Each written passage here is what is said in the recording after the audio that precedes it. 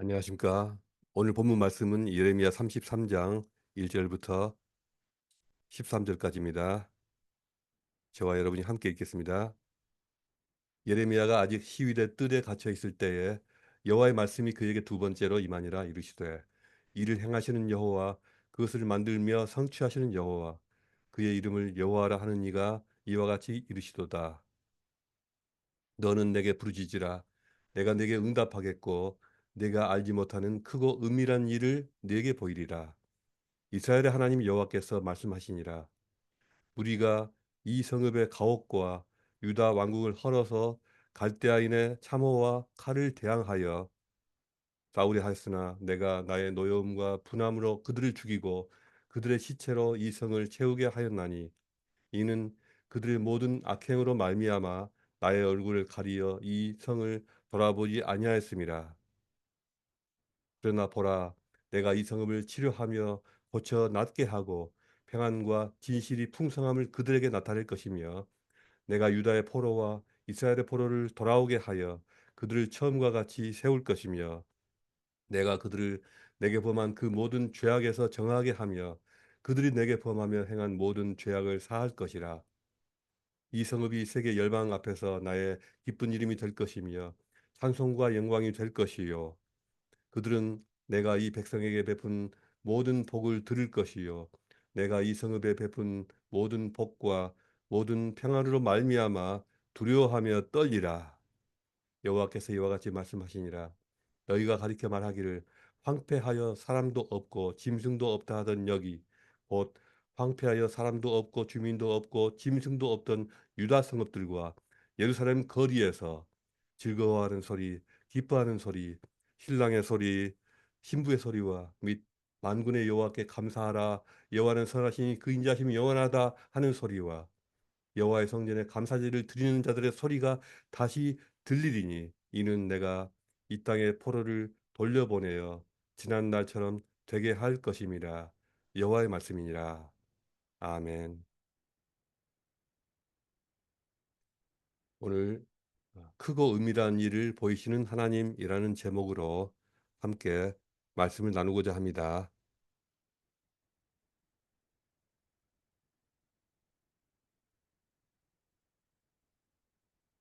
은밀한 일이란 무엇일까요? 다른 사람이 잘 알지 못하는 특별한 정보나 지식, 경험 같은 것을 말할 것입니다.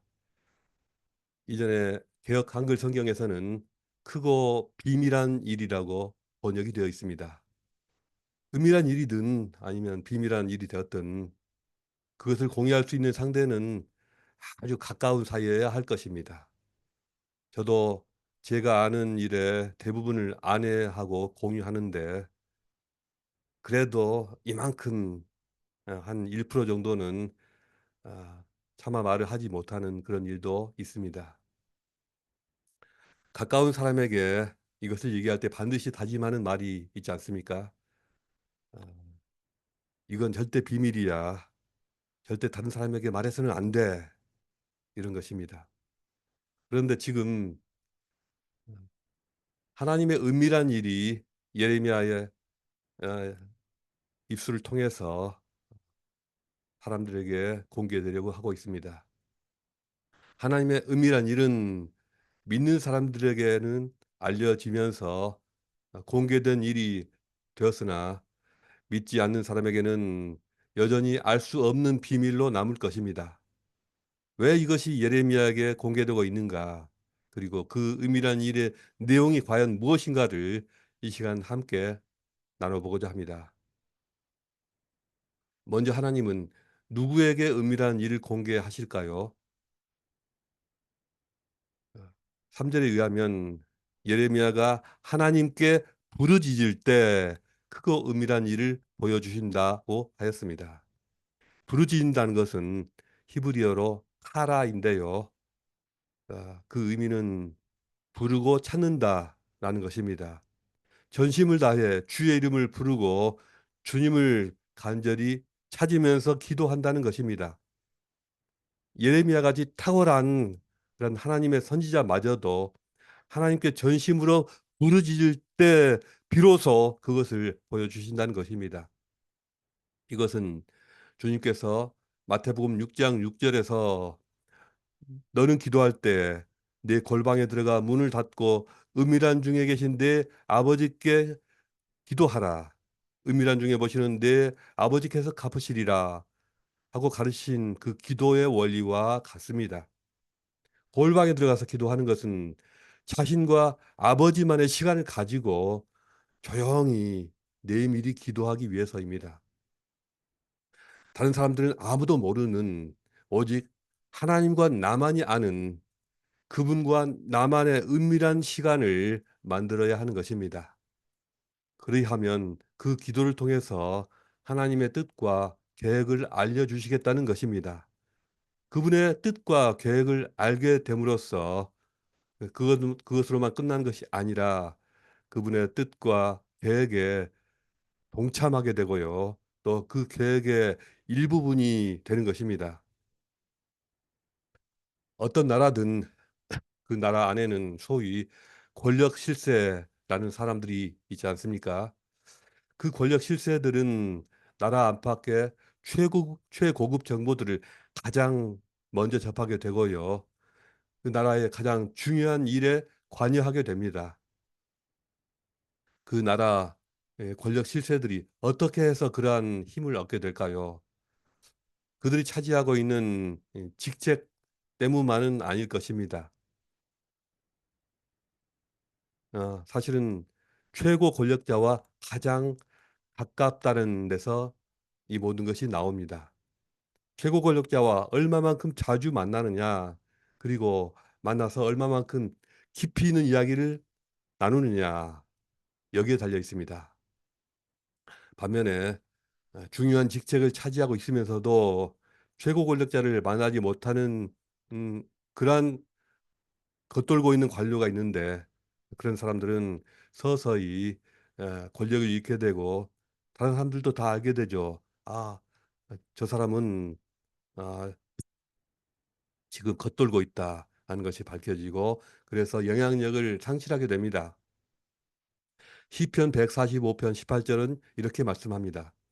여호와께서는 자기에게 간구하는 모든 자, 곧 진실하게 간구하는 모든 자에게 가까이 하시는도다. 또한 야고보서 4장 8절은 하나님을 가까이 하라. 그리하면 너희를 가까이 하시리라 말씀하십니다. 창세기 18장 17절에서 하나님께서는 나의 하려는 일을 아브라함에게 숨기겠느냐라고 하셨습니다. 아브라함은 우리가 보통 믿음과 순종의 사람으로만 알고 있는데요. 또한 기도로서 하나님과 늘 가까이 해오던 그런 사람이었습니다.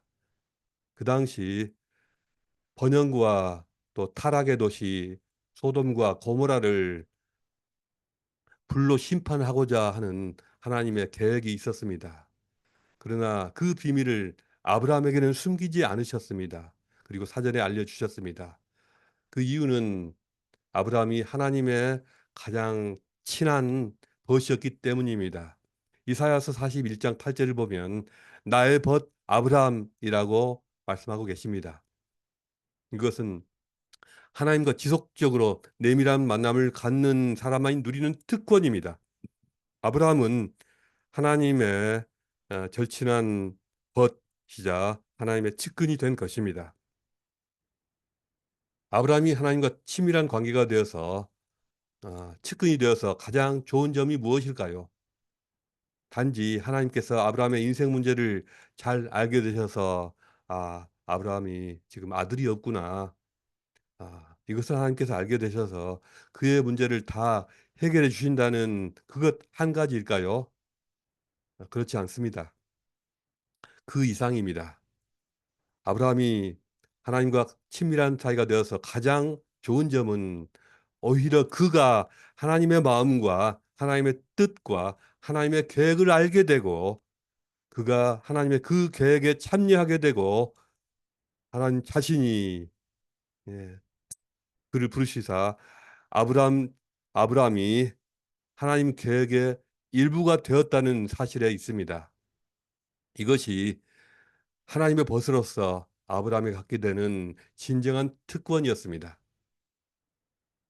우리가 하나님을 가까이 하고 하나님께 기도하는 것이 단지 우리가 바라는 것이 응답되기 위한 목적으로만 행해져서는 안 됩니다.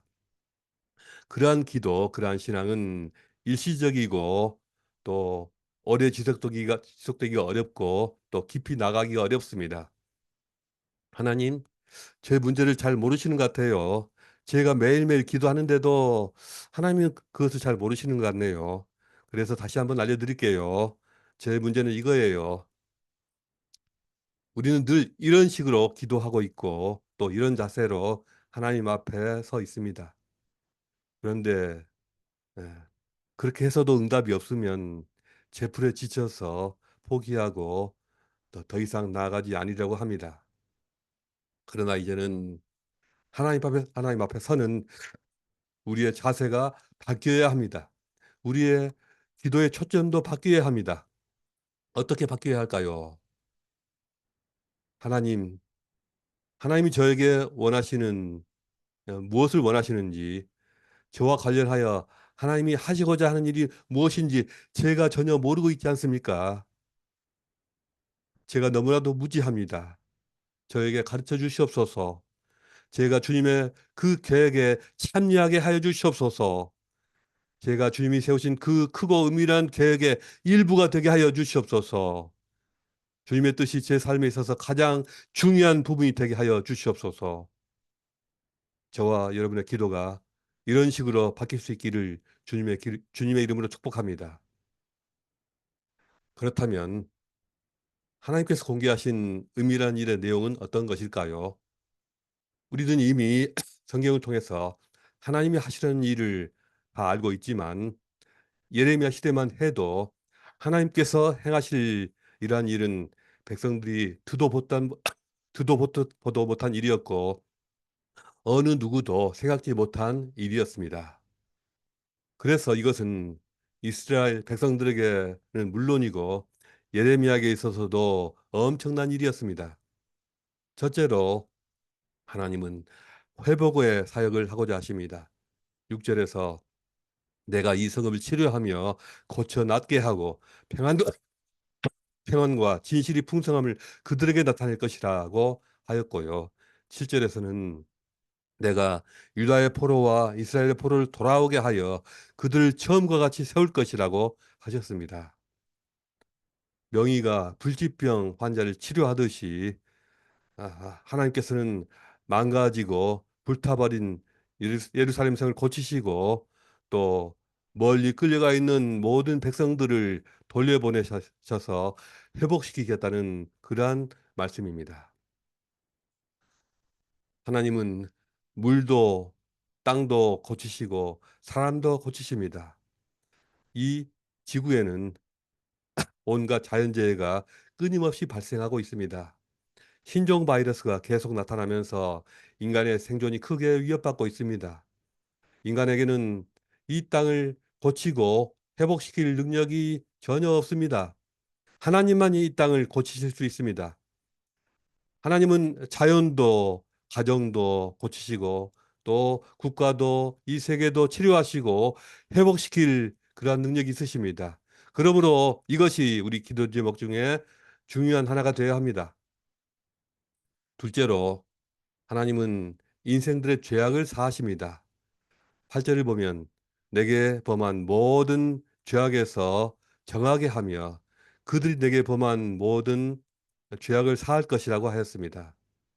하나님이 이스라엘을 회복하시는데 최대 걸림돌은 바로 그들의 죄악이었습니다. 나라가 망하고 수많은 사람들이 바벨론의 포로로 끌려간 것은 하나님을 바로 섬기지 않은 죄, 또 그들이 행한 모든 악행 때문이었습니다. 문제는 이스라엘 사람들은 스스로 죄를 짓지 않을 능력도 없고요. 또 자신들의 죄를 없앨 수 있는 그러한 능력, 자신의 죄를 해결할 수 있는 능력조차도 없었다는 것입니다. 죄의 문제는 반드시 해결돼야 합니다. 그러나 스스로 힘으로 자신의 죄를 해결하지 못합니다. 하나님께서 저들이 범하는 모든 죄악을 해결하는 그러한 영적인 사역을 시작하실 것입니다. 우리 주 예수 그리스도로 말미암아서 이루어질 그 사역을 하나님께서 시작하십니다. 러시아와 우크라이나, 중동과 팔레스타인과 또 아프리카 곳곳에서 지금도 전쟁이 계속되고 있으며 하루에도 수천 명의 사람들이 죽어나가고 있습니다. 이 비극을, 이 악행을 어찌해야 합니까? 어떤 강대국이 그들을 구원할 수 있습니까? 어떤 정치 권력이 이 비극으로부터 백성들을 구출해낼 수가 있습니까? 우리는 하나님께 기도할 수밖에 없습니다. 저들의 죄를 사하여 주시옵소서. 저들에게 하나님의 용서의 복음이 전파되게 하여 주시옵소서. 마지막까지 하나님을 의지하며 기도할 수밖에 없습니다. 하나님께서 일하실 것입니다. 셋째로, 당신의 백성들에게 다시 기쁨을 돌려주십니다. 구절을 보면 황폐하고 황무한 땅 예루살렘이 회복되었다는 소문이 동서남북에 퍼지게 되면서 그 소문을 듣게 된 사람들이 깜짝 놀라게 될 것이라고 하였습니다. 그리고 11절을 보면 유다 성읍들과 예루살렘 거리에 즐거워하는 소리, 기뻐하는 소리, 신랑의 소리, 신부의 소리, 찬송 소리와 감사의 노랫소리가 울려 퍼지리라고 하였습니다. 적막하고 고독하던 성읍에 노랫소리가 울리고 사람들 얼굴마다 웃음꽃이 피어나게 되리라는 그러한 말씀입니다. 백성들이 다 잃어버렸던 기쁨과 또 사라져버린 웃음을 전부 되찾게 되리라는 것입니다. 하나님께서 그들이 잃어버린 모든 기쁨과 즐거움과 웃음과 노래를 다시 찾아주신다는 그러한 기쁜 소식입니다. 하나님 안에 회복이 있고 하나님 안에 우리의 새로운 미래가 있습니다. 우리는 하나님이 품으신 그 뜻에 동참해야 하고 거기에 일부가 되어야 합니다. 우리는 날마다 부르짖어 기도해야 합니다.